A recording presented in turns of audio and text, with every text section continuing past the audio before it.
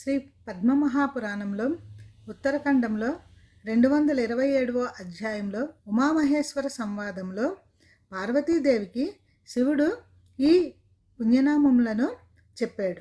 లక్ష్మీ శ్రీ కమలా విద్యా మాతా విష్ణుప్రియా సతీ పద్మాలయా పద్మహస్త పద్మాక్షి లోకసుందరి భూతానామీశ్వరీ నిత్యా సహ్య సర్వగతా శుభా విష్ణుపత్ని మహాదేవి క్షీరోదతనయా రమా అనంతాలోకమాత భుర్నీలా సర్వసుఖప్రదా రుక్మిణీ చ తదా సీత సర్వవేదవతీ శుభా సతీ సరస్వతీ గౌరీ శాంతి స్వాహా స్వధారతి నారాయణీ వరారోహ విష్ణునిత్యాన్నపాయిని ఏతాని పుణ్యనామాని ప్రాతుత్థాయ యః పఠేత్ స మహాశ్రియమాప్నోతి ధనధాన్యమకల్మషం.